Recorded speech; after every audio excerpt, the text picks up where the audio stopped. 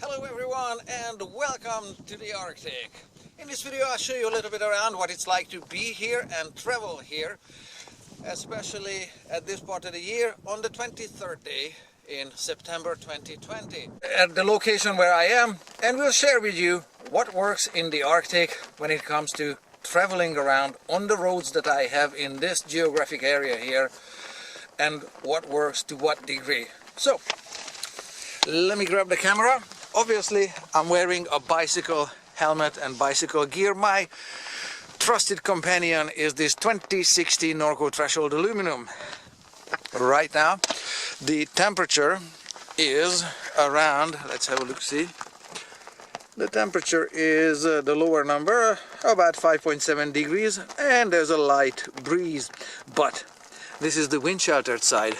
The other side is the windy side, but I wanted to start this recording on the downwind side. So, in terms of road, these rocks are not here by mistake. This is what the roads are made of here. Pretty rocky, I might say. So let me come around to the windy side a little bit before I continue with the rocks and the bicycle, and why I don't have a full suspension mountain bike, and what kind of skinny road tires are those and how well those work for me. Let me step over to the windy side, and there we are. So according to this sign, this is where I am.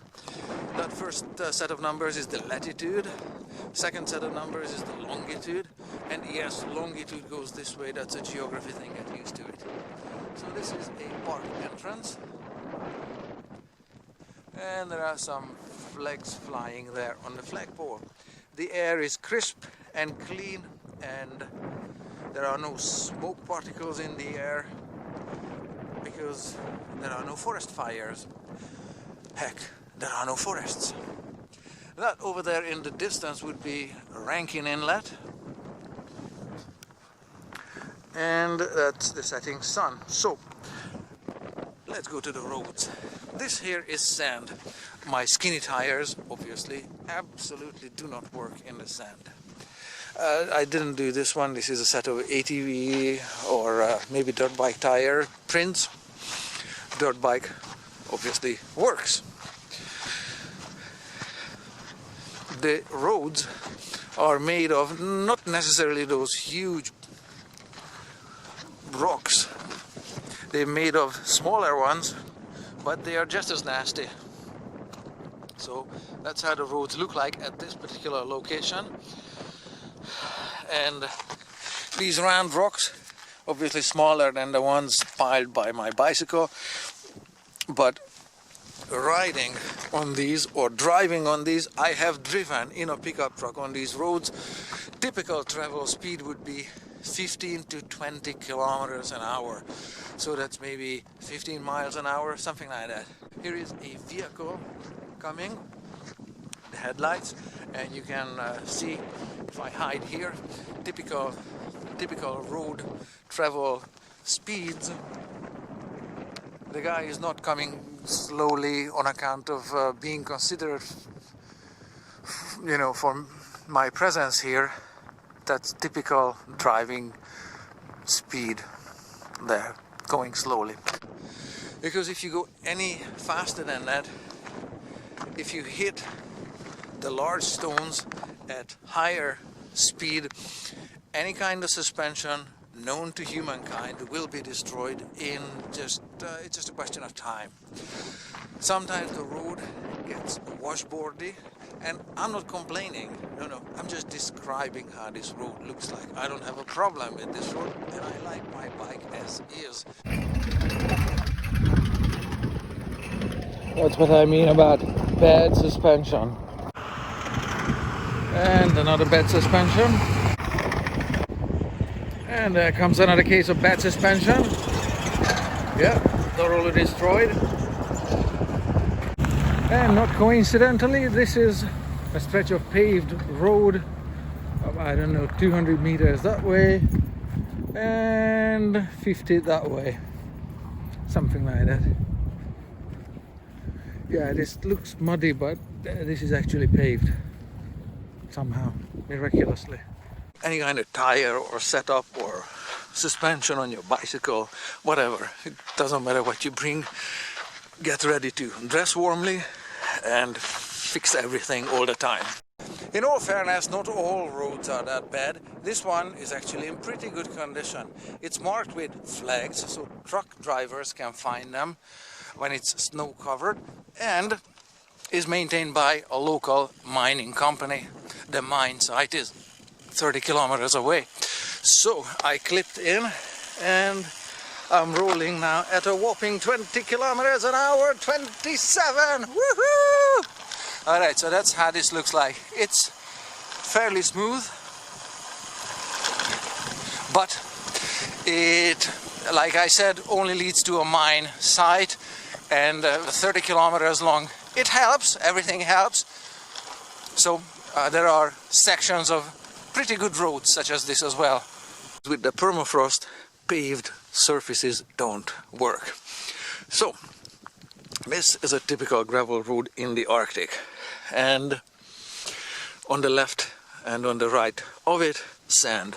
So that's where the skinny bicycle tires sink in. But the skinny bicycle tires will roll okay on this surface, where I can sustain a travel speed of 12 kilometers an hour. This is a ridge top, and these round rocks here, there's no need to bring in crushed rock here. You might find short sections built up with crushed rock.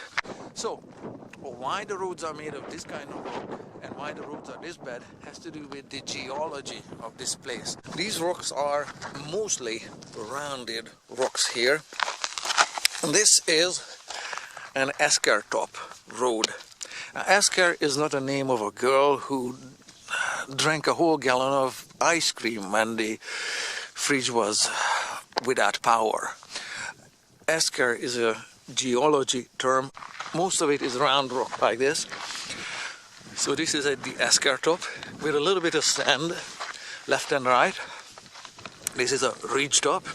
This is an esker top, and you can see one over there. In between the two ridge tops, between the two eskers, there are wetland habitats. So roads are made on some of the esker tops.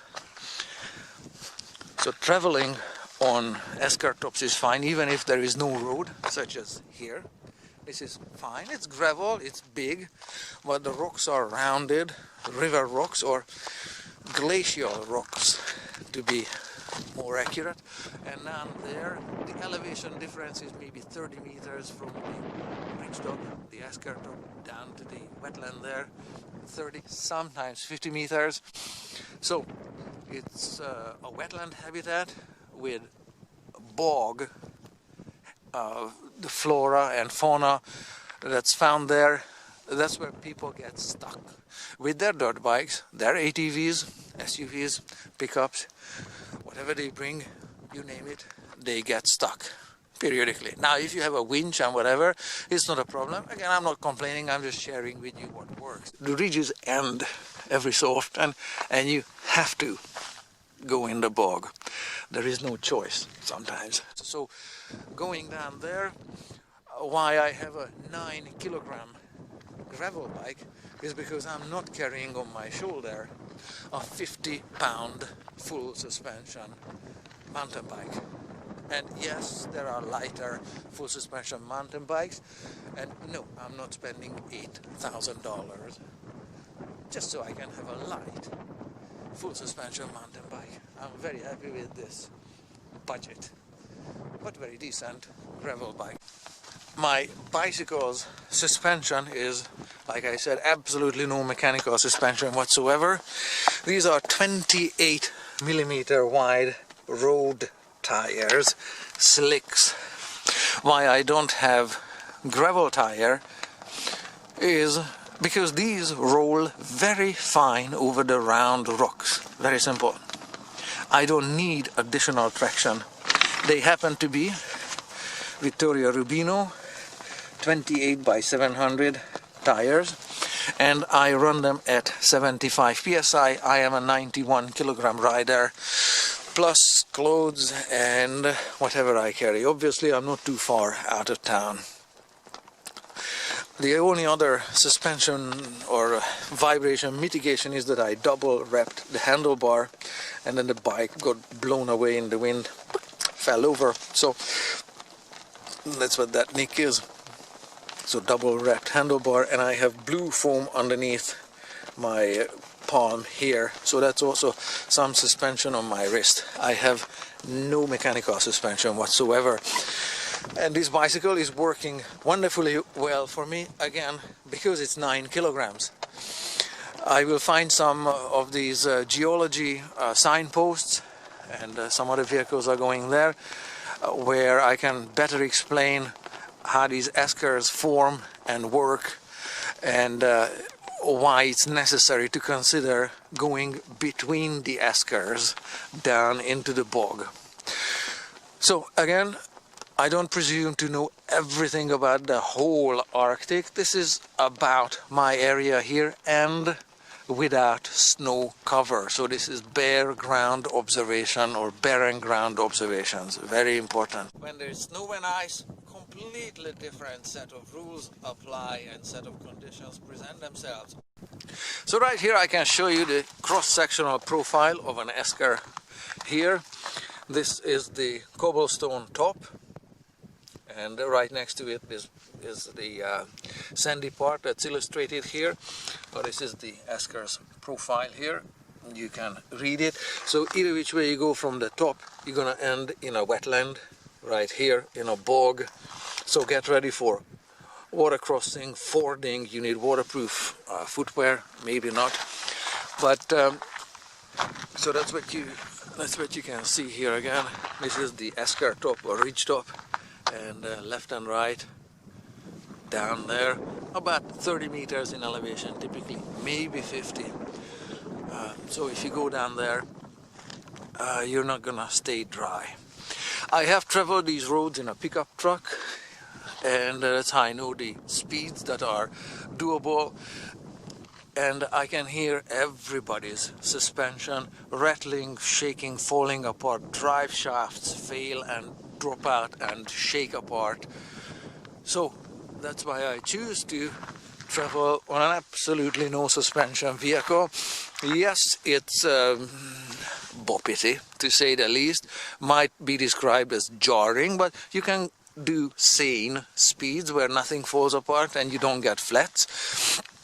And I am not upgrading this to a full suspension mountain bike because I'm not carrying a 50-pound mountain bike down there. This is only 9 kilograms, 18 pounds. So there. With the last rays of the setting sun, I made it over to Sandy Lake here, where I can show you this sign of esker formation. You get the idea. The retreating glacier leaves behind a trail of round rocks. You can also read this one here. And I wanted to point at the crushed gravel here. Sometimes they bring in a little bit of crushed rock. Of course, this is sharp and could potentially cut your tire, but there isn't much of it. Again, most of it is this rounded glacial esker rock that looks like this. This one here is pretty big. That's a suspension box there. That will undo your everything, including your drive shaft. So that's how the roads look like in this area. And as a final note, I want to mention that there are no flying insects in September here in the Arctic at this latitude. No mosquitoes, no sandflies. Sandflies are really nasty. Yeah, nothing that can bite or sting. It's very pleasant. Of course you have to dress for the weather and get ready for losing light